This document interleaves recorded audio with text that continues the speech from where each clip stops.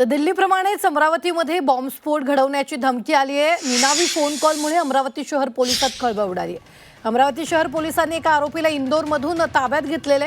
दिल्लीप्रमाणे अमरावतीतही बॉम्बस्फोट करणार असल्याची धमकी देण्यात आली। पोलिसांनी काल रात्रीच हाय अलर्ट जारी केलेला। अनेक एजन्सी सक्रिय झाल्या। शहरातील ठिकठिकाणी नाकाबंदी आणि मोठ्या प्रमाणात मोहीम राबवण्यात आली आहे। नंबर ट्रेसिंग नंतर कॉल करणाऱ्याचा लोकेशन इंदोरमध्ये सापडलाय।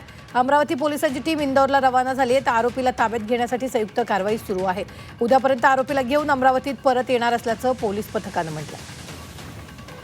या संदर्भात ताजे अपडेट देत आहेत आपले प्रतिनिधी अनिरुद्ध दवाळे। अनिरुद्ध, यावेळी दिल्लीसारखीच अमरावती स्फोटाची धमकी आली आहे। काय ताजे अपडेट? प्रशासन हाय अलर्टवर आहे।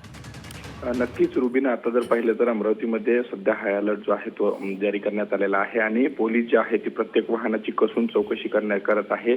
सध्या जर पाहिलं तर सध्या पोलिसांनी इंदोरमधून एका आरोपीला ताब्यात घेतलेला आहे। त्याला उद्यापर्यंत अमरावती पोलीस घेऊन दाखल होणार आहे।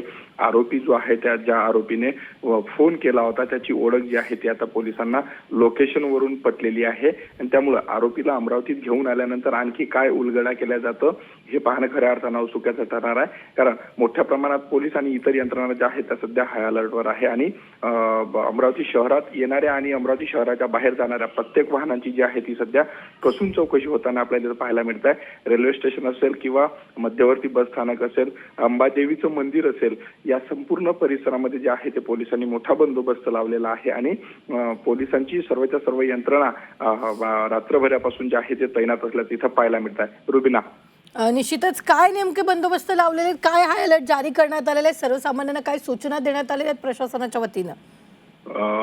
सध्या जर पाहिलं तर पोलिसांकडून जे आहे ते नाकेबंदी करण्यात आलेली आहे। शहरात येणाऱ्या आणि जाणाऱ्या प्रत्येक वाहनाची जी आहे ती पोलीस कसून चौकशी करत आहेत। कारण दिल्लीप्रमाणेच हा बॉम्बस्फोट जो आहे तो अमरावतीमध्ये घडवून आणणार असल्याचं धमकीचा फोन जो आहे तो पोलिसांना आलेला होता।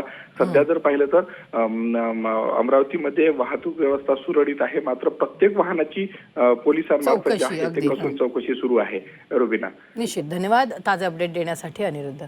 आपण जर पाहिलं तर सध्या एका आरोपीला या संदर्भात इंदोरमधून अटकही केलेली आहे। कॉल करण्याचं लोकेशन इंदोरमध्ये सापडलं होतं, त्यानुसार एका आरोपीला अटक केलेली आहे। मात्र या फोन कॉलमुळे अमरावती शहरात सध्या खळबळ उडाली आहे।